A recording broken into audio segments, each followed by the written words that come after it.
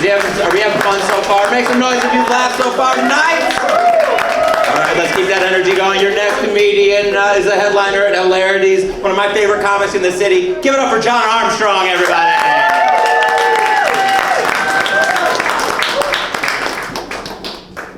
Hi guys, how we doing? Happy birthday.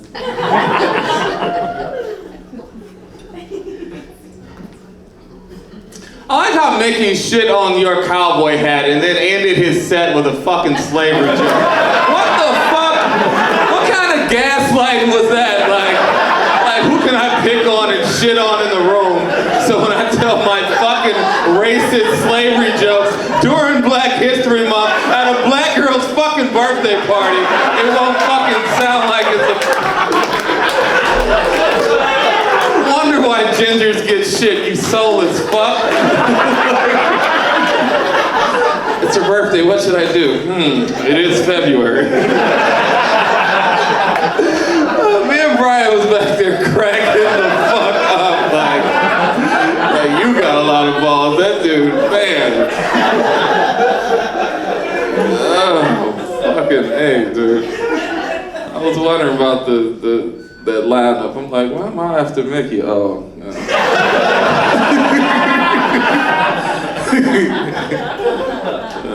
Go in there and clean up those wet spots. How does 30 feel? How's it feel? Fine. Is it anticlimactic, or were you kind of like worrying about it? This is exciting. This is okay. Who did? Was this you, or is this like a surprise party? It was a combined. Okay, so you wanted to do something, but you kind of, so it's like some bridesmaid shit, like. Yeah. Nice. Fucking name. 30s are fun. I'm in my 40s now. Like when I got to my 30s, I thought it was gonna be like, you think, oh, I'm old, and no. 30s are just your 20s, but you're smarter and you got a little money. You know what I mean? So, that pussy's still for the streets, baby. Wait, is this Mr. Dominique?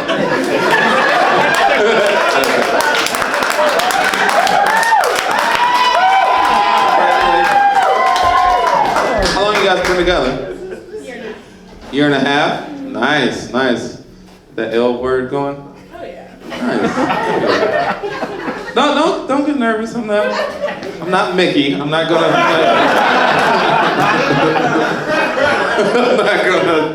insult your whole family, you fucking asshole. No, I tread lightly, cause when I came in here, this looks like a wedding thing, and then everybody was looking at me, cause and no, I mean honestly, and then I found out your birthday. I was like, oh, this is nice, you know what I mean? And I'm conflicted. I want to pick your brain, cause I'm from Cleveland, and I'm from the East Side. That's how redlining works.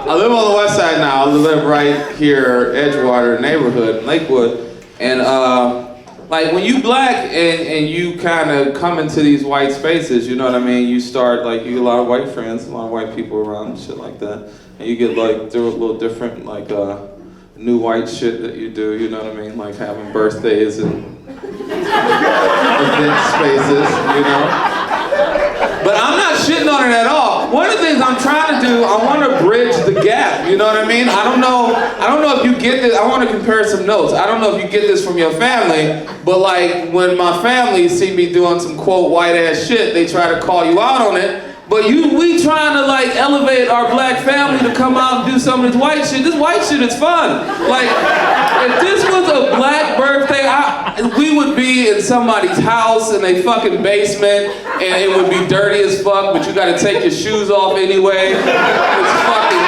kids running around, that fucking giant eagle cake with that thick white icing that just tastes like shit. Hot dogs that got boiled. You don't even get hot dog buns, it's white bread that they just fold and then it breaks because it's stale. It's hard to have these conversations, but you know what I'm talking about, Dominic. It's very corny, but this is why races should come together, because there's so much shit that either side could learn from. Like white people, y'all know how to kick it, man. Like we get ostracized for that shit. First time I went out with my sisters and they saw me tip, she looked at me like I gave a homeless person $100.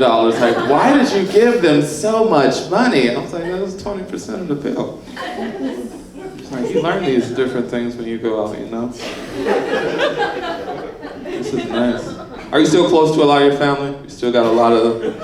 Sort of, yeah. All right, what part of Cleveland did you grow up in? I grew up in Columbia Station. Columbia Station? Way out.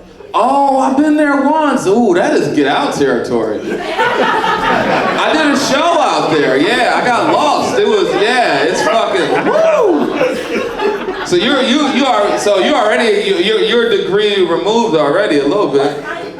My parents are white. I'm Really? Oh my God, Dominique. I will say I was wondering why it was spelled like that. When I saw the spelling, I'm like, ain't no apostrophes or Q's up in there. Like,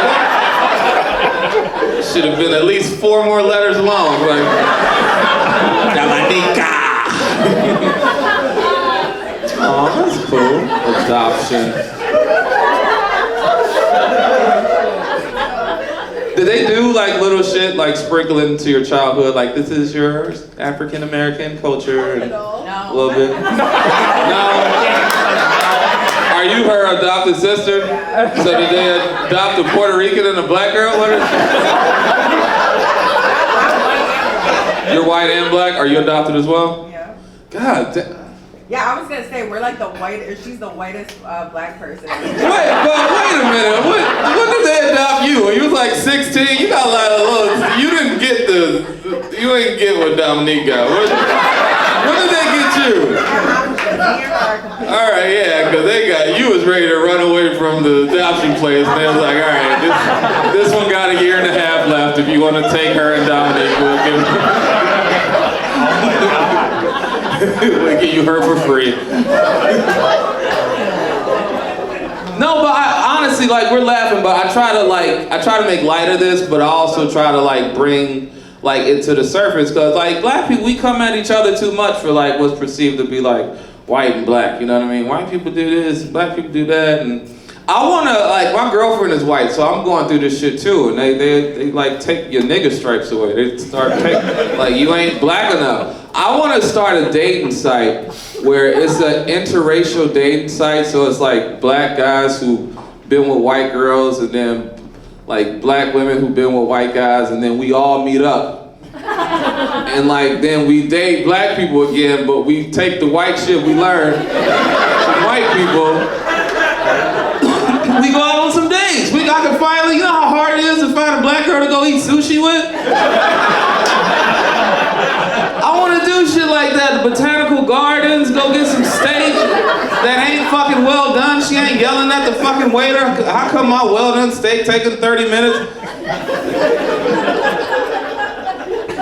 It would help for the white people too. Y'all get back together, you know what I mean? Because once white girls start fucking black dudes, white dudes, y'all ostracize the fuck out the bitches. Like, it's not fair, all right? She gained a little weight. She didn't have nowhere to go. Like, you know what I mean? Like, don't bring her back into the fold. She shouldn't be ostracized like that.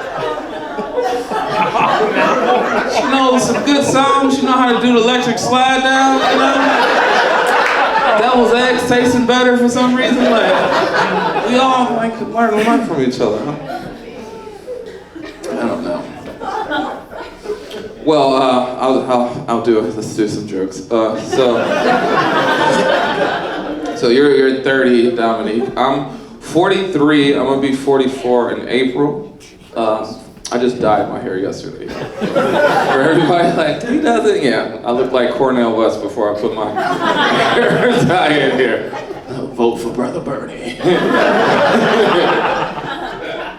No, I like once you get to this part, it's you start to feel the age, but I still feel young too, you know. But you're old enough to just see cycles and patterns of how shit happens, and you learn. And just looking back at your childhood. I'm traumatized because all these rappers now, they're like dying, all the ones that I grew up with, you know? know, and I can't keep up with the new rappers because I don't know what the fuck they talking about. That shit that y'all was laughing about with Young Thug that Brian was talking about, I know more about his court case than I do about his music. I don't know shit about Young Thug. But yeah, all the rappers I grew up with, they're all dying. Like last year, at the end of the year, Coolio died, and that really hit me in my heart, really hard. Yeah, that was a hard one, because I lost my virginity to Gangsta's Paradise. I really did. I'm not making this up. I'm born and raised in Cleveland. I don't know if anybody's in here old enough to remember. Back in the 90s, there was one black radio station in Cleveland. It was 93.1 WZAK. And they would do this thing after 9 o'clock. They called it For Lovers Only. It would be all R&B and all slow songs. So if you wanted to hook up with somebody, you would turn that shit on. And so every time I would try to like get something going, I would turn that on and try to set the mood. Well, it took me forever to lose my virginity, and I was 17, exactly 1 week away from my 18th birthday, which ain't super old, but for every guy here who made it to be 18, being a virgin, that's a long fucking time. Like, it's fucking embarrassing. So this one time, so I'm at home, this girl comes over, I turn on For Lovers Only, we got the love songs going, I light one of them candles, one of them tall candles that the Puerto Ricans burn with the Virgin Mary on top of it. You know what I'm talking about? I light one of them. So I'm like, let's get it going. But I forgot, as I'm like kissing on her and stuff like that, like at a certain point of the night, it goes from For Lovers Only with all the love songs back to a regular scheduled program with R&B and rap. So I forgot all about this. So at 11:59, we going at it. As soon as I got that titty in my mouth, all I heard was, as I walk through the valley of the shadow of death, I take a look at my life and realize there's nothing left. It's like, God damn it, Coolio, get the fuck out of here. I want to have sex. But I didn't have the wherewithal to get up and change the radio because I didn't want to like change the mood, you know. By the time I sit back down, she don't want me no more, you know, erection went away. So I was like, all right, Coolio, this is gonna be a threesome. It's me, you, and her. Let's get in there and knock them walls out. I made it to the third verse, y'all. I made it to the third verse. Started pulling my pants up. I was a man. I was like, why are we so blind to see the ones we hurt? That shit was amazing, man. My first time, it was amazing. I didn't know. I didn't know it would be that great. I was so happy. And two, I was the last one in my friend group to lose their virginity. Like I said, I was 17, a week away from my 18th birthday. I had some of my friends who've been fucking when they were 17, some when they was 16, a couple when they was 15. I used to get teased all the time. Anybody, y'all ever had that one friend that lost their virginity way too early? I had one of my friends, he's like, oh, John, you just started fucking? I've been getting pussy since I was 9 years old. You just had sex? I've been getting pussy since I was 9 years old. God damn, what took you so long, John? You just had sex? I got so sick of hearing that shit. I just looked him in the eye. I was like, nigga, you got molested, all right? Stop telling that story of sexual assault like you had any say in the matter, all right? Your mother's friend came over to babysit your ass. As soon as your mother left, she was like, all right, come lay with Brenda. You had to get in that bed with her old ass with no hair on your balls. And she had her way with you and then kicked you out of the bed. All right, go watch the Thundercats. Fix yourself a plate of beans on the stove.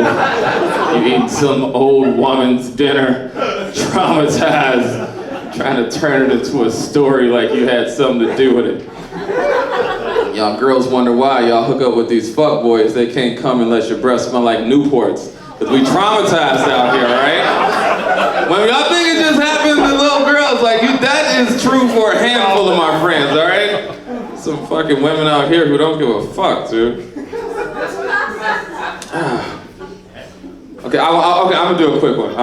One more, then we get out of here. All right, so getting older too, like I pay attention to politics. I know people when they do like comedy, they're like, we don't want to talk about politics, but I mean, we kind of do. I mean, you know what I mean? We've seen the shit that happened with the train and Palestine, and then all the baby boomers were like, isn't it great that it's 65 degrees in February? No, it's not. We're not gonna have grandkids, all right?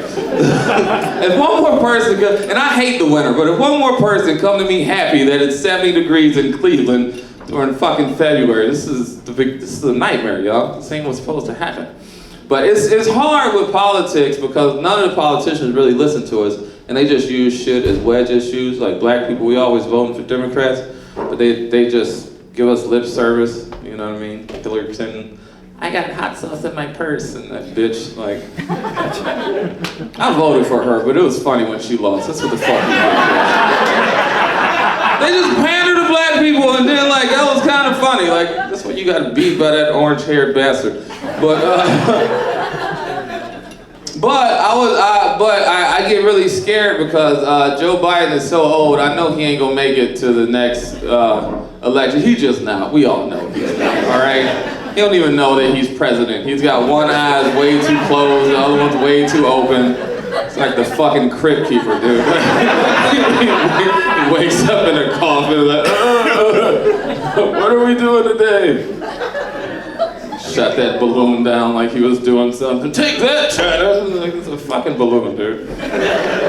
Like, but I think one of the things that will really help like racial tension in this country and bring people together is black people, we need to become the true Republicans that we really are. I don't know if you know white people, but black people, we're culturally conservative. You know what I mean? I'll go down the list. Black people love guns. Like, y'all think y'all love guns. We love guns. Have you been to the east side, all right?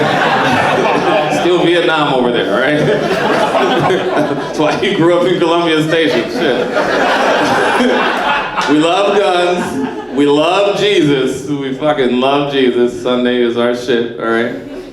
We're not the biggest on environmental things. Ain't no black people talking about that goddamn train, all right? And we're not the best on gay rights. I don't know if you know, but black people aren't the best on gay rights. So I think we should be the true Republicans. I think the next election cycle, all black people should just vote for the GOP and just turn the Republican Party into a Red Lobster in the 90s. Because whatever we do, white people don't like anymore.